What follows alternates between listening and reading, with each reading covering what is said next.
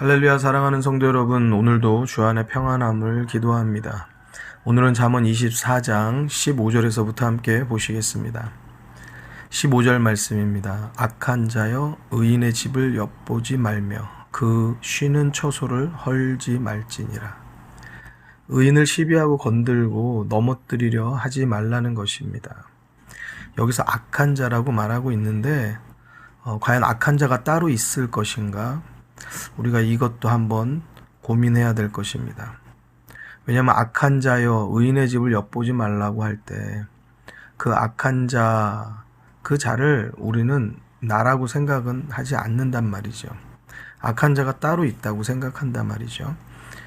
사랑하는 성도 여러분, 저도 그렇습니다. 여러분들도 우리가 악한 자의 모습 가운데 있을 때가 있다 말입니다.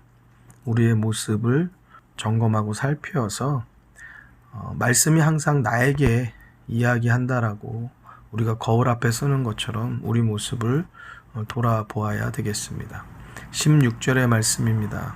대저 의인은 7번 넘어질지라도 다시 일어나려니와 악인은 재앙으로 인하여 엎드러지느니라. 우리가 오뚜기 인형에 대해서 잘 알고 있습니다. 오뚜기 인형은 넘어뜨려도 다시 일어나고 넘어뜨려도 다시 일어납니다. 이거 100번 아니라 1000번 해도 마찬가지입니다. 그 이유는 인형의 배 아래에 무거운 것을 넣어서 그 무게 중심으로 인해서 일어서는 것입니다. 우리도 그렇습니다. 우리 심령 가운데 말씀의 기준이 든든하게 서 있다라고 하면 그 말씀이 기초가 되어서 어떠한 일들 가운데 넘어질지라도 꼭 다시 일어서게 될 수 있다는 것을 우리가 기억해야 하겠습니다. 의인이 7번 넘어져도 다시 일어나는 것은 그 심령 가운데 하나님의 말씀으로 흔들리지 않는 기준이 있기 때문이라는 것입니다.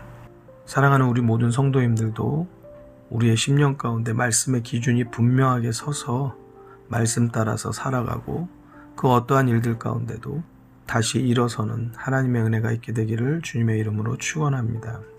17절의 말씀입니다. 내 원수가 넘어질 때에 즐거워하지 말며 그가 엎드러질 때에 마음에 기뻐하지 말라. 18절 여호와께서 이것을 보시고 기뻐 아니하사 그 진노를 그에게서 옮기실까 두려우니라. 우리가 중요하게 봐야 할 것은 원수라 할지라도 그 넘어지는 것을 우리가 즐거워하는 것, 이것은 하나님 보시기에 옳지 않다라는 사실입니다. 하나님의 뜻을 올바로 알지 못하는 자가 엉뚱하게 원수 갚는 일에 기도하고 또 응답을 구하거나 또는 어떠한 그러한 비슷한 현상이 일어난다고 하면 마치 자신이 하나님을 부리기라도 하듯이 잘못된 언행을 일삼는 것을 보게 됩니다. 마치 이런 것입니다. 내가 그를 미워했더니 그 가운데 어떤 사고가 나더라. 그래서 내가 어떠한 거 미워하는 것조차도 무섭더라. 언뜻 들으면 본인이 굉장히 영적인 사람이고 하나님과 굉장한 친밀한 관계를 가지고 있는 사람처럼 이야기하는데요. 결국에는 자기를 과시하고 싶은 그러한 표현일 뿐입니다. 하나님이 과연 그것을 기쁘게 보실 것인가? 여러분, 오늘 말씀을 꼭 잘 기억하셔야 합니다. 원수가 넘어질 때 즐거워하지도 또 엎드러질 때 기뻐하지도 말라는 겁니다. 그런 일이 있으면 하나님께서 그 진노를 그에게 다시 옮길 수도 있다라고 말씀하고 있습니다. 원수 갚는 일이 하나님께 있다라는 말씀도 있습니다. 중요한 것은 하나님의 주권이지 우리가 마치 무엇을 원해서 그러한 일들이 일어나는 것처럼 생각하고 착각하면 안 된다는 겁니다.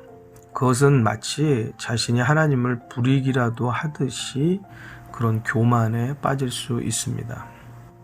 그런 믿음은 하나님이 주시는 올바른 믿음이 아니고 또한 자기 멋대로의 해석이고 자기 혼자만의 믿음이고 자기 혼자만의 착각입니다.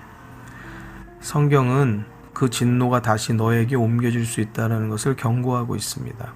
어떠한 경우에도 상대가 원수일지라도 그 진노를 우리의 기쁨의 재료로 삼아서는 안 된다는 것입니다.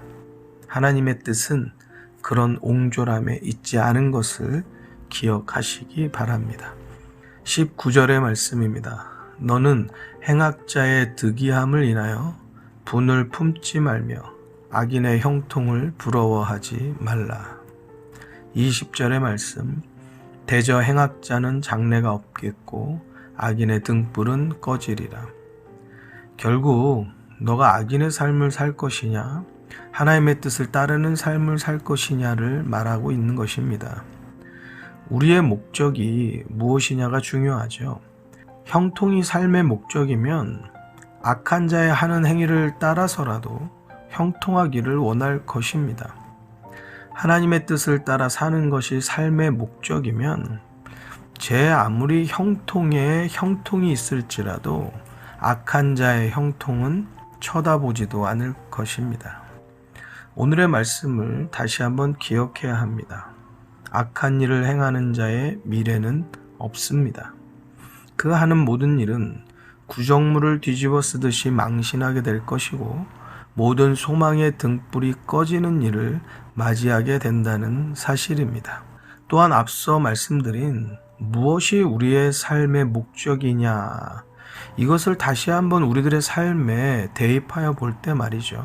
우리들이 예수 믿는 목적 또 교회에 나오는 이 목적이 어디에 있느냐 이것을 다시 한번 정직하게 들여다볼 필요가 있습니다.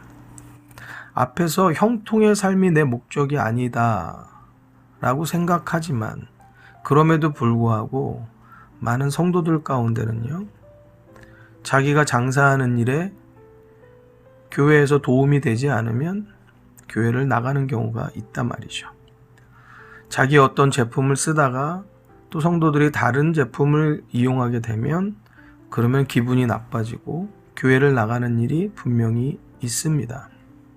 그러면은 그분들의 교회에 나오는 목적이 과연 예수를 믿는 일이냐 아니면 자기의 사업이 잘 되기를 원하는 것이냐라는 거죠. 성도가 아니고 성도가 자기의 어떤 고객이 되기를 바라고 또는 젊은 청년들 같은 경우에는 자기의 연애의 목적을 위해서 교회에 나오고 있다라고 하면 이 모든 행태들은 다 형통이 삶의 목적이 되어서 예수 믿는 것이 아니고 그저 자기의 유익을 따라서 교회에 나오는 형태가 되어진다는 사실이죠. 사랑하는 성도 여러분, 우리들의 믿음 생활을 옳게 잘 정비할 수 있게 되시기를 바랍니다. 처음에 믿음이 없을 때는 그러한 것이 또 우리들 교회에 나오게 되는 이유가 될 수도 있습니다. 처음에 몰라서는 그런 실수도 있을 수 있지만 그 이후로 말씀이 들어가고 우리들의 믿음 생활이 시작되어질 때에는 그러한 것은 우리들의 믿음에 전혀 영향력을 주어서는 안 된다는 사실입니다. 사랑하는 성도 여러분, 기분 따라 예수 믿으려고 하지 마십시오. 감정 따라서 예수 믿으려 하지 마십시오. 그것은 우리들의 감정과 우리들의 기분에 충실할 뿐입니다. 또한 자기의 유익을 따라서 믿음 생활하는 그 믿음은 믿음이라고 볼 수가 없는 것입니다. 우리 모두가 다 견고하고 굳건한 하나님의 말씀을 기초한 믿음이 다 있게 되기를 주의 이름으로 축원합니다. 사랑하는 성도 여러분, 우리들 모두가 다 부족함과 연약함이 있습니다. 나의 모든 삶의 목적이 하나님에게 맞춰 있다. 그러면 참 좋겠지만 그렇지 못한 부족한 모습들이 늘 나타나게 됩니다. 우리들의 잘못된 모습이 있다면 그것을 드러내놓고 하나님 앞에 용서를 구하고 또 다시 한번 다짐하여서 말씀 따라 살기를 간구하는 것, 그것이 우리들에게 필요한 일일 것입니다. 우리가 우리의 부족함을 자꾸 가리려고 하고 감추려고 할수록 우리들의 모습은 더 죄악과 가까워지게 되는 것을 봅니다. 우리 이 시간에 우리들의 믿음을 돌아보고 우리 말씀에 비추어서 한번 같이 함께 기도할 수 있기를 바랍니다. 함께 우리 기도하시겠습니다.